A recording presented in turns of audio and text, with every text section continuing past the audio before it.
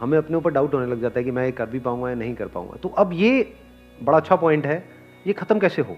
ये जो self doubt है ये एक बहुत बड़ी प्रॉब्लम है, क्योंकि अगर आपको अपने ऊपर ज़रूरत से ज़्यादा डाउट होने लग जाए, मैं इसको बोल सकता हूँ excess of everything is bad.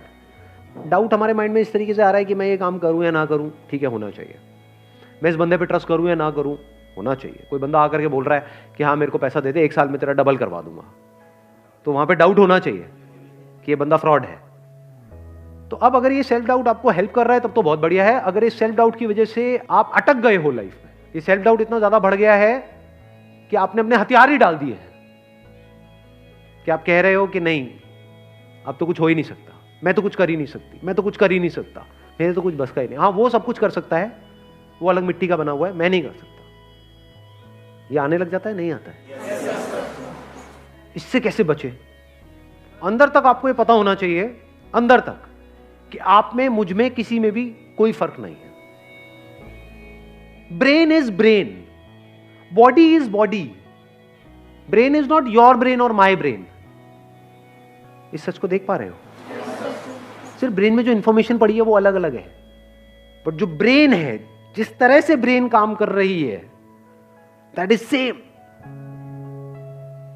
उसमें इंफॉर्मेशन अलग अलग है।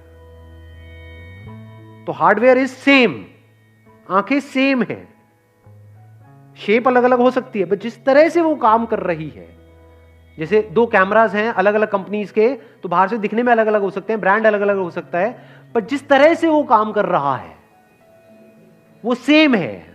जिस तरह से लाइट पड़ती है, मिरर पे जाती है, ये होता है, रिफ्लेक्ट करता है, फिर वो इमेज को कैप्चर करता है, वो सेम है, वो अलग अलग नहीं है। ऐसे ही जब इस सच को आप देख लेते हो, यू, मी और anybody, we as in humans, we are all same. Your brain is not similar to Einstein's brain, it is same. कि हमको अपनी जड़ों को कभी नहीं भूलना चाहिए। देखो एक पेड़ है, किस बेस पे डिसाइड होता है कि वो पेड़ कितना बड़ा हो सकता है? उसकी जड़ें कितनी अंदर तक है। तो अगर हमको ऊपर बढ़ना है, ऊपर मतलब आप कह सकते हो बाहर इस दुनिया में अगर बढ़ना है, तो अंदर जड़ें उतनी ही स्ट्रांग होनी चाहिए। अगर अपनी रूट्स को हमने छोड़ दिया और ऊपर बढ़ने की कोशिश कर रहे हैं तो गिर जाएंगे। थोड़ा सा आंधी तूफान आएगा, दिखेंगे भी नहीं कहां गए। तो हमें क्या नहीं करना चाहिए? कभी भी अपने माँ बाप की डिसरिस्पेक्ट नहीं करनी चाहिए किसी भी हालत में।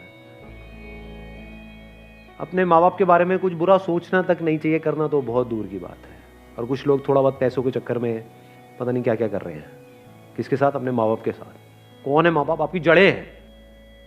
और सोचो, आपको एक मजेदार बात बता देता हूं कि जो बंदा, अगर आपको पहचानना हो ना कि वो बंदा कैसा है, कि उस बंदे के साथ उस पर भरोसा करना चाहिए नहीं करना चाहिए, तो उस बंदे को ये देखो कि वो अपने माँ बाप के साथ कैसे बिहेव करता है। उसने अपने माँ बाप के साथ क्या किया।